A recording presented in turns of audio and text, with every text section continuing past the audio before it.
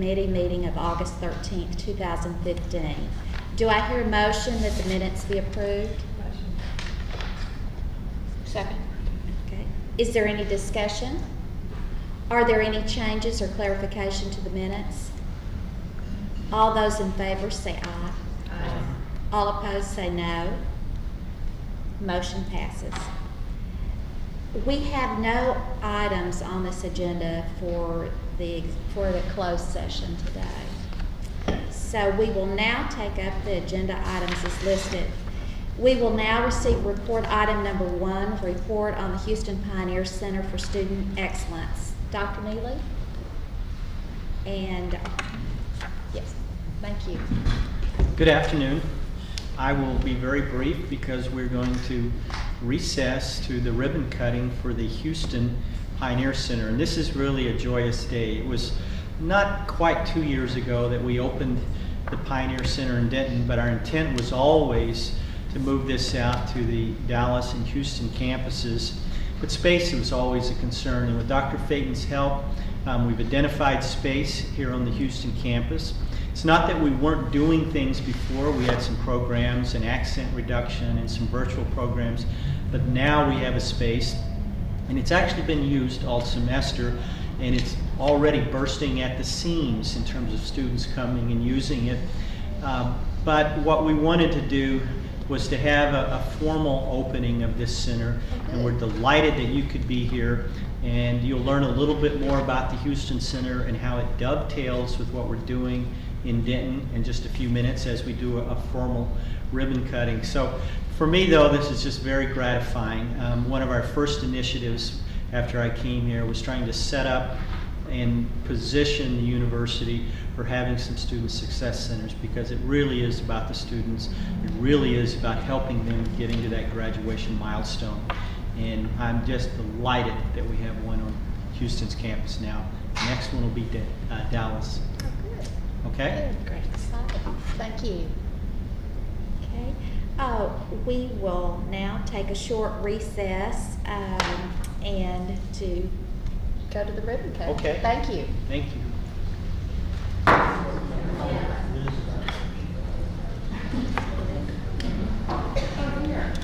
Okay. Thank you so much, Dr. Neely and Dr. Adams. That is so exciting to see that facility for the students, and what a wonderful venue for our students. I think Dr. Adams said we had about 1,000 students here at the campus, and for them to receive such individualized attention. So thank you, and thank you for giving up your offices. Hope they found another space for you. So anyway, thank you. Very exciting. We will now reconvene and receive report item 2, which is the report on the launch of the TWU Center for Faculty Excellence. And who is our executive director, Dr. Walcha. Is he here? Oh, Thank you.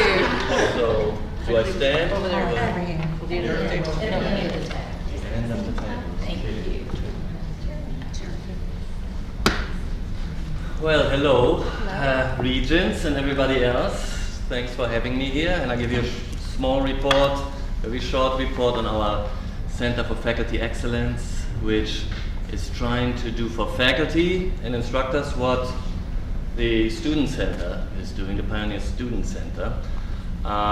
So basically I arrived 3 months ago, at the beginning of the new school year, and I think people already noticed that we are picking up speed. Right now I'm a one-man band, but in the process of hiring more people to work at the center, and so we have a mission statement which reads: the Center for Faculty Excellence provides resources, support and inspiration for the development and advancement of faculty of all ranks and on all 3 campuses as teachers, scholars, mentors and leaders. The center promotes collaboration, innovation and a pioneering spirit. You know, that's the mission statement. What does it really mean? What are the objectives? So the Center for Faculty Excellence will, among other things, function as a gateway to a broad range of learning opportunities for faculty in all career phases. We will provide an environment that fosters an engaged learning community. We will provide opportunities for both scholarly and leadership development. And we will recognize and honor faculty for outstanding achievements and contributions to higher education, which already happened. Today we had the faculty spotlight luncheon, and we were kind of involved in setting it up and in honoring people, but we will go on in the same way. There's considerable talent on campus, but people are often, academics are hiding in their respective niches, and I think it's very important to bring people together, even across the disciplines, so that they can learn from each other. And I found in other positions that I had that the person in history might say, I have nothing to do with the guy in engineering. But once you bring them together and people report on how they teach and how they work with students, suddenly a little light bulb goes on and people say, hey, I could try this out tomorrow, just to see how it goes. And that's what I think should happen, that people work and network across boundaries. The center in that respect will serve as a hub or a clearinghouse for faculty development activities that are already offered by a variety of units across the university in their respective areas of expertise and focus. That means when I came, I started looking around who is there already doing good work, and I try to make sure that we don't reduplicate things, but that I draw in these people and say, the center can be one-stop shopping. If faculty comes and says we're looking for something, that I'm informed enough to say, ooh, I know just the right person to talk to. Or if I pick up things where people say we really should do something on promotion and tenure review, that I draw in the people and say, can we put something up together? Instead of people getting the runaround. So we will do our own programming if I notice there's something amiss. And we will strive for physical presence on all campuses, and that's important too, I think. On one hand we have the technology, but it's different to sit in front of the TV screen, or if you actually sit with a group every now and then and talk face to face. So technology is a good crutch, and we can also record things and make them available on demand for people who are in clinicals and so on, but I will make sure that people in both Dallas and Houston don't feel like everything is happening in Denton and we are always left out. So, and that today, my first visit, long anticipated on both sides, and I made some good contacts already, and I think we're gonna go on like this. And I told people, don't wait for me to cast out this net or these workshops, but come to me too and tell me what it is you need in your particular area. We can tailor things or do it on demand. That's the idea. We have begun scheduling the first events now in brown bag discussions, and we are working on a variety of bigger initiatives. For example, a series of presentations on best practices and innovations in teaching, where I basically said, I know you're out there somewhere. Please volunteer to share the way you conduct your classes so that people can see this. And I got about 20 people who stepped forward and sent in a little proposal, and I'm sifting through this and maybe have a bi-weekly series where people just present what it is they're doing and what has worked best for them. We will also designate 2016 as the year of scholarly writing and publications, with a variety of events and celebrations under the auspices of TAA. We signed up with the Text and Academic Authors Association, and that's a great resource for faculty who we know need to also do their research and publish, and that will be very good. We will form writing communities, hopefully, or groups where people carve out a niche and find the time and help each other editing manuscripts and just inspire each other. And we'll have and I'm working on a more inclusive new award structure for all faculty and instructors to celebrate and reward engaging teaching. We have faculty awards through the Faculty Senate, if I remember it correctly, but they kick in when people have been here for 3-4 years. And I think it's also important to reward people who stick out, who might be very new, and who maybe not tenure track. I picked up here and there that people say, well, the adjuncts, we kind of feel like the stepchildren. And I try to make the center as inclusive as possible. And so, the center in a nutshell will help with access to grants, memberships, funding for professional meetings, in general handing out information as it is needed. We will work on professional engagement, development and advancement. Also, I think what some people brought to my attention, issues of work and life balance. People, especially new faculty, feel crushed. They have to teach, they have to publish, community service, they may have children at home and so on, and to show people how to manage their time well and how to work collaboratively so that it's not all just one big thing one has to master, one fight every day, but that we show them avenues to pursue to keep the workload efficient. Yeah. And that includes maybe setting up a mentoring program, work on time management, things like this. And we already formed a cohort for the people who started this year, and some of the people are very appreciative and say it's great to arrive in a new university and feel like somebody's looking out for us. Yeah. And I'm not saying that the departments are not doing it, but sometimes you don't want to talk to the people in your department. Maybe you just want to go outside a little and say, my classes are very unruly, am I the only one? You know, and so you don't want to bring this to the attention to your chair. So we also kind of maybe function as a conduit. We will investigate and, if necessary, chime in on other topics as they are brought to our attention. For example, our president was contacted by someone who said, do we do anything about diversity, recruitment and retention? And we said, well, let's check what we're doing and what the need is. There's certainly a need, but is it a problem? Yeah, and maybe it's not a problem, but we should at least keep an eye on it and kind of survey the environment. So lastly, to finish this up, an advisory committee will be appointed. I think it's good that I have people to run ideas by, or that will give me ideas, so they can help me, the new director, in establishing, operating, and also assessing the center. Are the things that we put out there, are they good? Is this what is needed? Yeah? Our physical location is in Stoddard Hall on the Denton campus. We took over one wing on the 3rd floor and have classroom and offices. But once again, I want to point out that we will strive for a physical presence on all 3 campuses, and we work with faculty of all ranks in all their career phases. Yeah? And that's it. And I think I never really introduced myself. My name is Jörg Walche. It's probably on your program. And I came here after serving in similar positions on campuses, both within the USA and abroad. And I'm very happy to be here, and I had a very good start, and I feel very welcome, and faculty and administration have been very nice and supportive, and I hope it goes on like this. Questions, answers? I know you have a busy schedule, so I can disappear again, or if there's anything that you would like to drill in, maybe this is the time. Okay, you know where to find. I just want to say thank you so much for making this a priority, and as far as strategic planning with support and encouragement with the faculty, and it certainly is. I mean, just like with the Student Center for Excellence, the faculty are the critical component of a university, and it's so important for them to have this team support, individual team support. So thank you for your work, and welcome to Texas. Well, thank you all. Thank you all.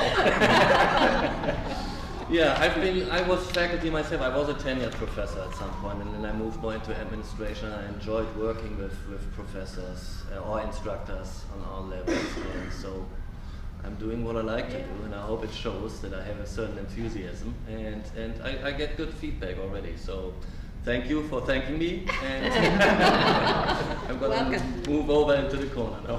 Thank you.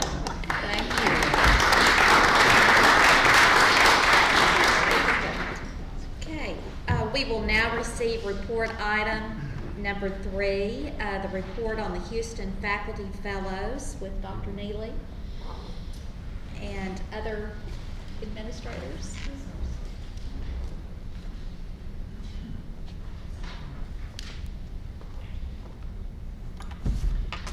Well, today's a great day in many respects. It's sort of serendipitous that the board meeting coincided with the spotlight on faculty excellence, because I never like to pass up an opportunity to highlight outstanding individuals and outstanding efforts. And the next 3 agenda items do just that. We have some people on this Houston campus that are really leaders in their field. They're nationally recognized, so much so that they've earned titles of a fellow. And if you're a faculty member and you can become a fellow, particularly in academies, it's some of the highest recognition you can achieve. So I'm not going to say much more other than I am extremely proud of these people. I'm glad that we can highlight them today, and I'm going to step out of the way, let the deans and others tell you about these individuals. Well, here, let's go together. Dynamic duo number 2. There you go. It is such an honor and a pleasure to be here. We all work with great people, but the folks we're going to introduce today represent the brain trust of our colleges.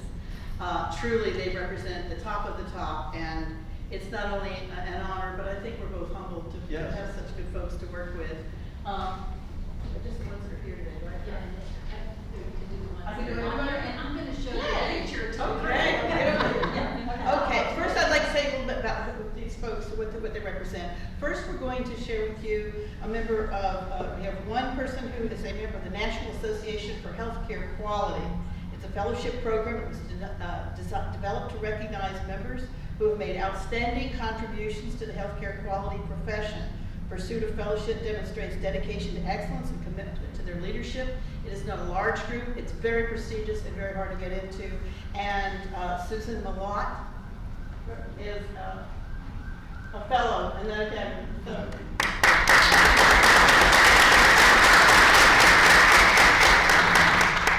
okay. The next one is I want to tell you a little bit about the American Academy of Nurse Practitioners. We all know that the healthcare of this country is being led into the future by our advanced practice nurses, and we are very, very proud to have people representing the best of the best in that profession. It was established by the fellows of the academy was established by the American Academy of Nurse Practitioners, and is dedicated to global advancement of nurse practitioners and the high-quality healthcare that they deliver. By engaging recognized nurse practitioner leaders who've made outstanding contributions to nursing education, policy, clinical practice, and research, and developing leaders for the future, these folks represent not only the leaders in their profession, but the leaders for all of us and the hope for the future. And our members of the American Academy of Nurse Practitioners are Rita Delastrito, who could not be here today, but you all will know what she looks like now. This is so cool. Okay, Michael Mistrick.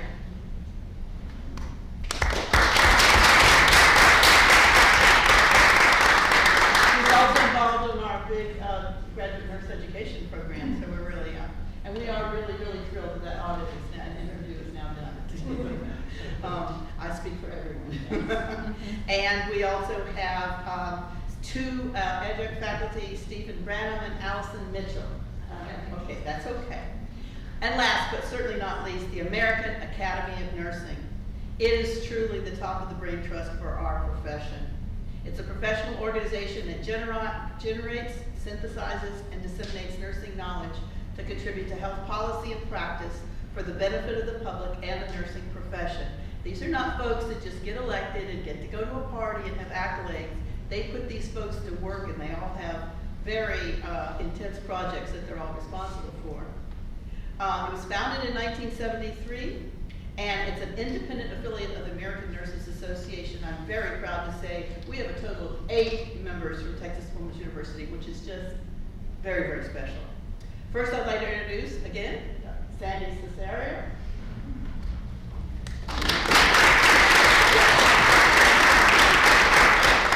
Joan Edwards.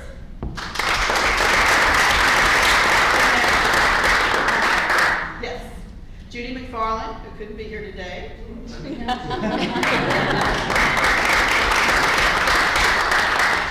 Our very own Associate Dean for the Houston campus, Ainsley Niner.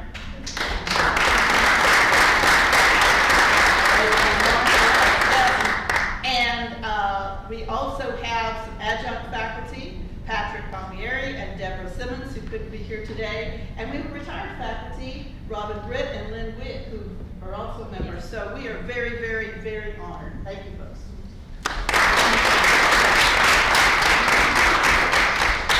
I want her to stay. We're in this health thing together. Yes, we are. Well, it's my privilege to be able to introduce the College of Health Science faculty who have attained the standing of fellow in their respective discipline. And much like Anita, I'll say a couple words about that designation for each of the areas, and then we'll introduce people who are here, or we have pictures of, or we'll mention them if they're retired. So, the first group we want to recognize is the roster of fellows of the American Occupational Therapy Association, AOTA. This roster recognizes those who have made significant contributions to the continuing education and professional development of association members. To put it in perspective, this distinction is granted to roughly 20 individuals every year, and that's well under 1% of the practicing OT in the country. So it's a rare opportunity to be recognized in this way. TW Houston Occupational Therapy is fortunate to have 3 fellows among its ranks. Emeritus faculty, Dr. Kitty Reed. Current faculty, Dr. Mary Frances Baxter and Dr. Patricia Boyer. Now, a few words about each other.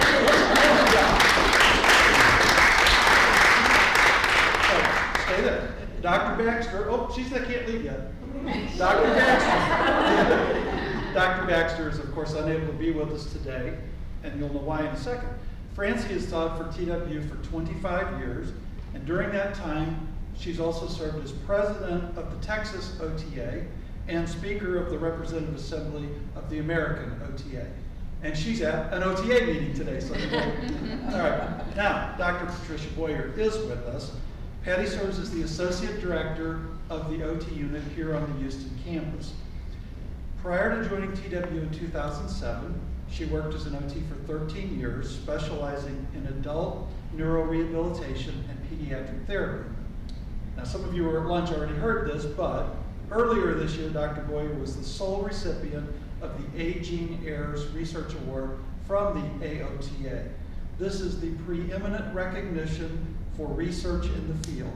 Patty's research concentrates on children and teens undergoing treatment for cancer or experiencing sensory processing issues.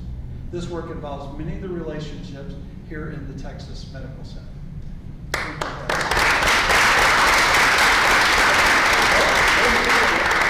Dr. Tony Roddy. Oh, good, we're in sync. All right. Now, she's not able to be with us today. She is a fellow in the American Academy of Orthopedic Manual Physical Therapists. This organization is committed to excellence in the practice, education, and research related to advanced manual therapy practice. All right, then the final individual we're going to introduce today is Dr. Sandra Murdoch.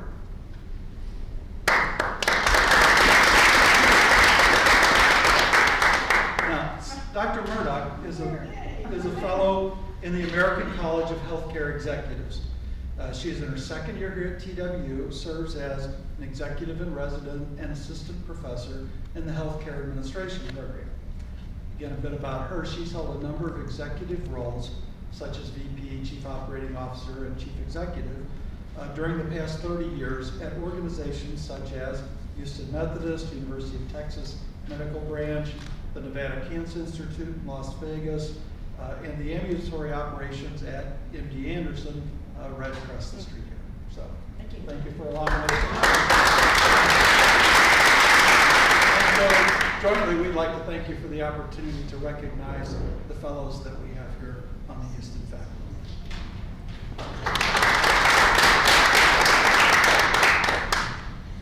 Thank you so much. How exciting, and congratulations. I know from all the Board of Regents, we just are so excited, and congratulations to your years of dedication and hard work with these wonderful awards. And we appreciate that, and we appreciate your representing Texas Women's University, and just hats off to you. Thank you so much. Okay, we will now receive report item number 4, the report on educating nurses via hospital and nursing simulated environments. Dr. Neely? I'll just say a few words. Actually, others will report on this. This is a continuation of good things in Houston. And we have 2 model projects that are funded by the Texas Higher Education Coordinating Board. The first one is a simulated hospital environment that's been running for 2 or 3 years, and I actually got to see it firsthand last spring. And then the second one will be attracting underrepresented minority groups into healthcare professions. So I won't step up before the next one. I'll let the 2 groups transition between them. So, Dr. Harris. That's great. I would love for you all to just watch it in your presentation. Good afternoon, I'm Connie Ayers. Imagine a hospital patient care unit. Patients on that unit have many different conditions and illnesses. They may have cancer or heart disease, or they may be having surgery today, and they are receiving 24-hour per day nursing care. Each semester during 1 week, for 72 continuous hours, we transform this campus into a simulated hospital that looks and feels like that hospital patient care unit. We have developed a new approach to nursing education. I worked with a former astronaut and flight controller trainer to adapt space shuttle integrated simulation techniques to create for us a holistic environment. It is designed to educate nursing students to manage highly complex, multi-patient scenarios in a continuous real-world environment where anything can happen. At 6 p.m. on a Tuesday, we begin our simulation on our 30-bed patient care unit. We continue through the night and for the next 72 hours. Patient actors, our students, are in the beds. They may have a cardiac monitor and its alarm is going off. They may be receiving blood transfusions, simulated, of course, or high alert intravenous medications. Providers are there, our nurse practitioner students, as well as members of other disciplines. We have a pharmacy, an electronic health record, and students are examining their charts and beginning to care for their patients. It's a busy place. A faculty team designs the 72-hour sim by scripting each and every moment, including patient histories, lab results, provider orders, and the entire progression of each case. We admit and discharge patients. They go to surgery and return. They have comorbidities and extenuating circumstances like homelessness, and that affects their care even after discharge. Students have to stretch themselves. Nurses don't just care for one patient during their shifts, they care for multiple patients simultaneously. They must make decisions based on prioritization of needs. We script competing demands. One of their patients might be in pain, another patient might be confused and at risk of falling, and a family member or provider may want to talk to the student at the same time. Our simulation allows students complete freedom to make their own mistakes in a safe environment, and it provides the opportunity for reinforcement of learning. The flexibility of our approach allows for incorporation of real-life, evidence-based scenarios, interprofessional collaboration, and it challenges the student to think and respond at a higher level and with more in-depth faculty-student interaction than ever possible before. It provides a true learner-centered environment. Beyond that, the 72-hour sim involves the entire College of Nursing. It's a true integrated simulation. Faculty across all levels participate, whether as part of the sim team or as an observer on 1 or 2 shifts, and that's even night shift, or as part of the research team. It brings everyone together in the College of Nursing. Masters and PhD students participate with undergraduate students within the roles and objectives of their programs as well. So nurse practitioner students, nurse educator students, and even nurse researchers. Our approach is highly flexible. It emphasizes critical thinking and analysis. It focuses on the nurse-patient relationship, and it educates the student about that relationship in ways that other simulation approaches don't. It's highly adaptable to any educational setting and objective. We're currently measuring the impact of these simulations on enhancing critical thinking and clinical judgment, safety-related behaviors, communication, and patient-centered caring. The The Nursing Innovation Grant that we received from the Texas Higher Education Coordinating Board supports our effort, specifically to replace clinical hours with simulation hours. Clinical placements of students in hospitals are becoming more and more difficult to obtain. Further, clinical experiences are proven to be more observational than in the past because of practical and legal restrictions within the hospitals. We believe this approach is going to prove to be both necessary and capable of transforming nursing education. Dr. Maharaj. Good afternoon, I'm Teresa Maharaj. Our simulation benefits both students and faculty, as Dr. Ayers has already mentioned. Students often have difficulty transferring what they learn in the classroom to the practice setting. The literature of students and our own observations tell us that when nursing students are placed in clinical using the traditional preceptor model, they function primarily as observers. The simulated hospital is a much different model and experience. As you can see from our pictures and those that are in the Pioneer Center, and as Dr. Ayers has described, when we create that hospital environment in our TW lab, it truly does look and feel like a hospital unit. The added feature of using live patients allows students the opportunity to practice their communication and people skills, which is essential for nursing.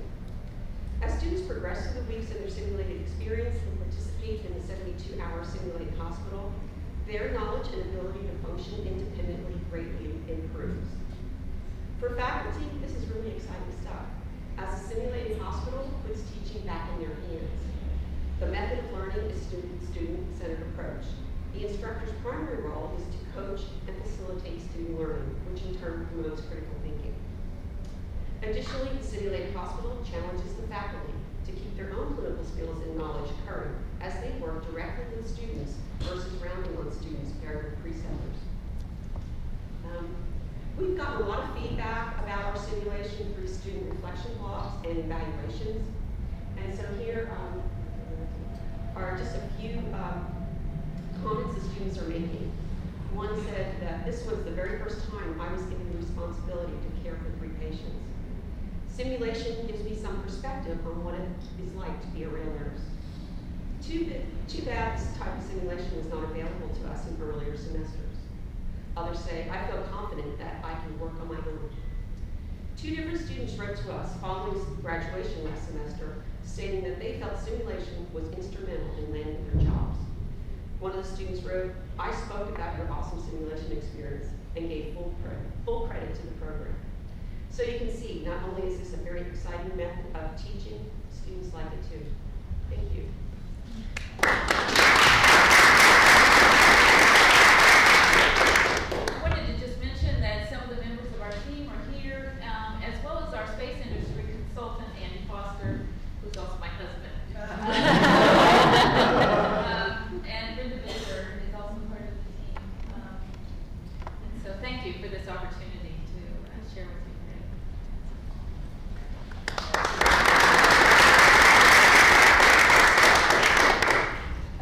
So much for that very interesting and informative discussion.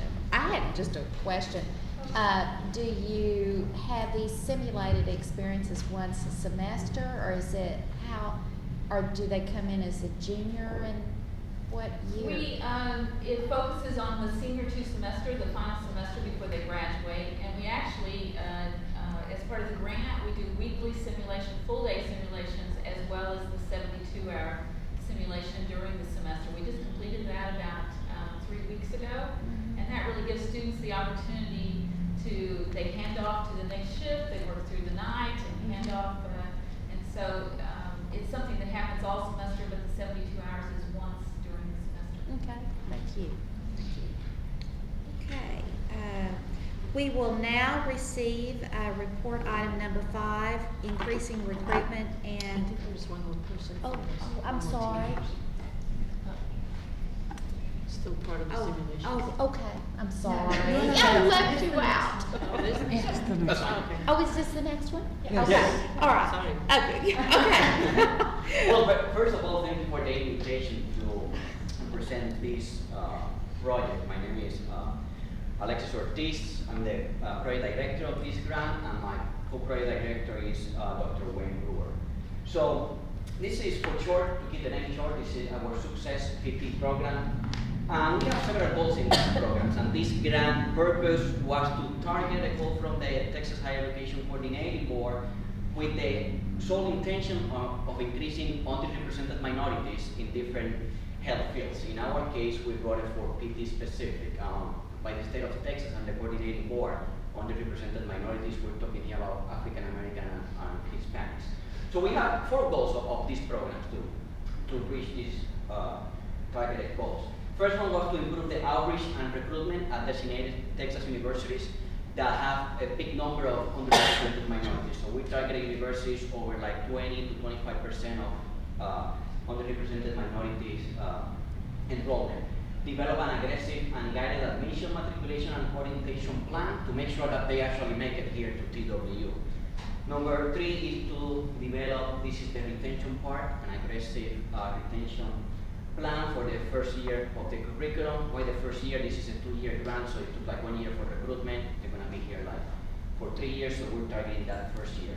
And then number 4, to increase exposure to research and clinical experiences in health of underrepresented minorities. So for goal 1, what we did in this case. So we actually traveled to these universities, and these were like 2 days type of activities. And this is just the schematics and the logistics of what we did. We don't have time to go through all those details. But from September, from the time of the grant disbursement, September 1st, to our admission due date, that was November, we're talking like just like a little bit more than 2 months, we actually were able to have a participation of 174 students from several institutions, 57 white, 40 African Americans, 77 Hispanics. And what we actually did, we not only went to these campuses and made a presentation of TWU, this is what PT is and the whole thing. I think that not only the presentation of the data needs to be by itself, but I think that we need to live by example. So one of the things that we actually held, for example, that I have here like a secondary outcome for the University of Texas Rio Grande Valley West Campus, also formerly known as UT Pan Am. We actually sat down with the project program directors, with the professor, and we actually helped them develop a pre-PT degree plan that students can actually take classes from kinesiology, natural sciences, and be better prepared to be competitive for PT program. We actually took, from the 2 days, our presentation was just probably like no more than 2 hours, so the rest of the time we sat one-on-one with these students and went through their transcript, we went through their essay, we went through their resume, we gave recommendations on what clinics to work, what to look for, how to write all the documentation, because the final goal is to help them accomplish their goal of getting into PT school. We're there representing TWU, but the final goal of the state is to increase underrepresented minorities in different fields. So we will there not only if they were interested in TWU, but also to help build a strong profile. The second part, develop an aggressive and admission matriculation plan. They applied to TWU, and we needed to stay in contact with them to make sure that they actually made it all the way to TWU. And we actually got an admission rate of our cohort that is actually on the first year. 20% of our class was underrepresented minorities. So that we actually targeted with this research grant. And we did several activities to make sure that they actually made it to TWU. So now Dr. Wimber is going to talk about the different activities for enrollment. So basically what we wanted to do is we realized that in the process of incorporating underrepresented minorities to a school such as TWU in a large medical center in a large city, we wanted to make sure that we have a matriculation process that, well, for one, get them used to the rigors of graduate school academic work, and as well as for many of these students, many students came from the Rio Grande Valley, so a much smaller, more rural environment into more of a big city environment. So in this particular case, what we did is we partnered with actually many of the organizations that's here now that we're celebrating, such as the Office of Student Life, the Office of Student Excellence, to actually provide a guided 3-day mentorship program where we actually had the guidance counselor guide them on processes of study habits, developing effective stress management strategies. We also took them around the campus to make sure they understand all the key areas where they can study and resources that are available. We We also got them in contact with financial aid services because that's also a key component for them to ensure that they're able to make it through school without any excessive financial hardships. So also in the process, we also decided to do an anatomy boot camp. So this anatomy boot camp is really important because of the fact that most of our first year students, that's the class they typically struggle with. It's a 5-credit course. It's sort of the key background for what physical therapists need in order to succeed. So because of providing this anatomy boot camp that we gave them a chance to go to the lab, actually get a chance to experience what it's like to actually be around a cadaver, that actual shocking experience that many of them described by having a cadaver right nearby. And then we supplemented it with an online component where they actually had a chance to actually take quizzes. We gave them a book. We guided them through a process to be able to guide this information over the process before they started the fall. Also, in addition, Dr. Ortiz and I actually made rounds with local residents that are approved by TWU to show them housing that's available here as well. So I actually took them around and we actually showed them what's available, what's nearby, also things just to live, like laundromats, supermarkets, etc. So those are also key components of this three-day boot camp that we gave. The other goals of the program, we actually were able to make them get enrolled. They're here at TW right now as part of our first year class. So now it's like we need to increase retention. Unfortunately, we know that most of the dropout from health sciences are underrepresented minorities. So what are we actually doing? First, we did the anatomy bootcamp that is still available for them. To give you an idea, from the time we launched the anatomy bootcamp to before the classes actually start, we got 1,023 hits. That means at least 10 students representing the 20%, they actually got on the bootcamp to study before getting here. They got into the website over 1,000 times to actually study, and the hits keep going on. Also, we developed a peer mentorship program. Thanks to matching fund from TWU, we actually are able to hire in a role of teaching assistants, upper level students in which they have a specific availability and the students have the ability to request times for this mentor to give them tutorial in whatever class they need. It could be academic, or it could be study habits, or it could be just someone to help them with any other process. And it's been very successful. We were putting like 50 hours of peer mentorship for these students. And then we also continue our partnership with Student Life. They have a lot of great services to help the students, and we actually encourage and we make mandatory some of these students' life activities based on the grant requirement. And the banner is just an example of one of the activities that we make mandatory for our students to actually participate in the student life here on this campus. Also, in the process of the peer mentors, they actually underwent training as well from the Office of Student Life to understand what it's like to actually be a mentor.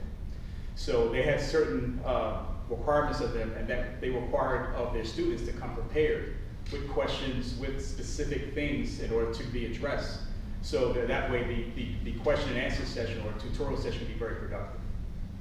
And then the final goal will be to actually increase the exposure of these students and minority health research, and we are planning with these students to present research projects in the Minority Health Division of the American College of Sports Medicine and the American Physical Therapy Association, which are the two big entities that scientifically disseminate science in our field. So now we will actually attend any specific questions.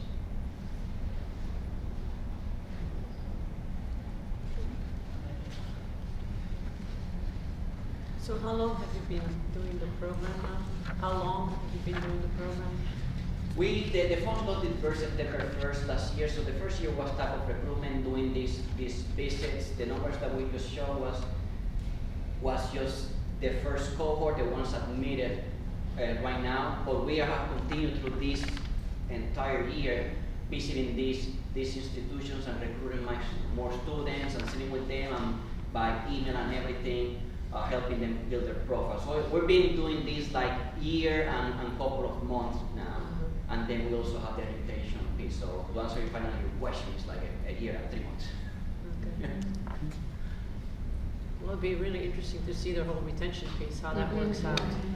Yeah, that is our goal. We actually came back from a couple of weeks ago from our meeting with the Texas Higher Education Coordinating Board. I'm very proud to announce that we were the program with the best outcomes on recruitment and the best retention strategy so far. So the state have the funds available to extend projects for additional 3 years. Okay. So far we're looking good to get like a 3-year extension once the grant runs up. So we can actually see this first cohort Right. actually graduate from PT school. That is Right. actually the final Right. outcome, getting the licensure Right. and be able to practice. So 3 years from now, you can come back and report on how it went. Yes. How many students, I mean, if you're going for 3 years, how many students do you want to identify with this program? Do you have a goal or of recruitment? Well- And how many do you have now? Well, the goal was that where the 20% came from is, believe it or not, TW, our PT program, is one of the programs with higher enrollment of underrepresented minorities. So we had 13% before of the whole cohort. So I decided to arbitrarily say, we can do better than that, let's do 20. And we were able to reach that 20 directly from the grant. Our class, the entire cohort, there's like 40% of underrepresented minority on the first year class. So I think that 20% is a great number. Of course, we actually did better. We actually got 40 from the outreach activities that we did. The state have not set a specific percentage. I think that 20 is still good, 40 looks better. So I think that if we can keep it like that, then it will be great. Because if you look at the discrepancy between PTs from underrepresented backgrounds and the demographic of the state of Texas is like a 2-to-1 relationship. So the demographics actually double the amount of underrepresented minorities that we have on the field. So only by having cohorts of close to 50%, we can actually someday, probably 10 years from now, we can pair up the professionals with the demographics. Thank you. Thank you very much. Thank you.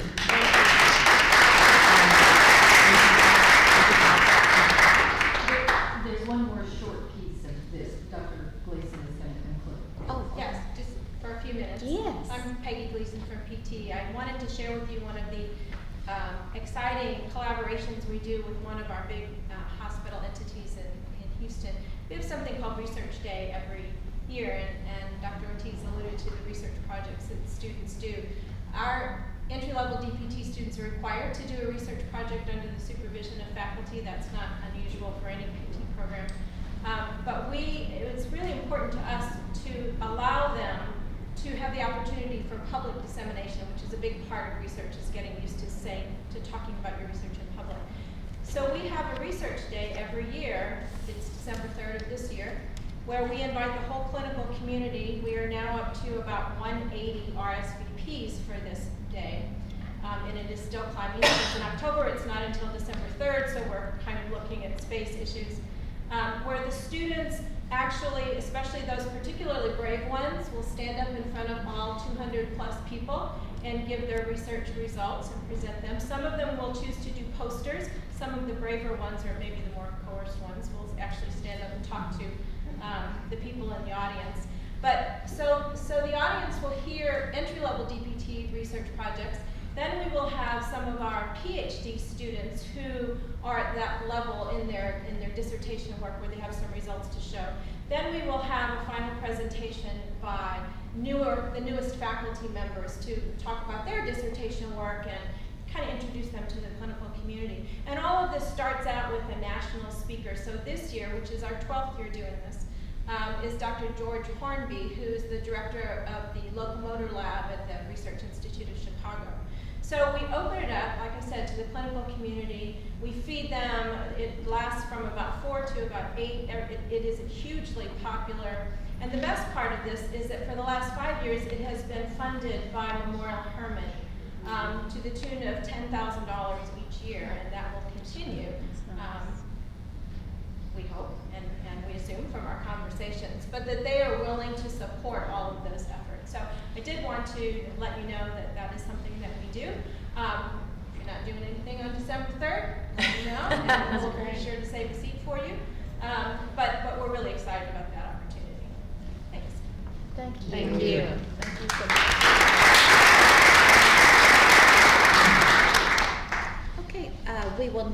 receive report item 6, an update from the Faculty Senate by Dr. Tingley.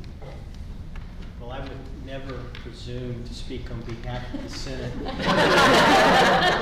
But Liz Spoontz wanted me to give you her profound and prolific apology for not being here. And then when I say prolific, I do mean prolific. This morning, she called Jennifer Martin.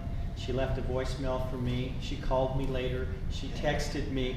And basically, the nutshell of that communication was she was on the way to the airport and she was just too sick to fly. I met with her yesterday and she was looking forward to being here. She discussed what she was going to present, but caught some bug, and I told her, just go home. You don't want to make all those people in the plane sick. So we'll look forward to her update next time, but she wanted an apology for you. Okay, Thank thank you. Thank you. Okay, is there any other presentations or recognitions? Okay. If there is no further business, the meeting of the Texas Women's University Board of Regents Academic Affairs Committee is adjourned at 2:09 p.m. Thank you.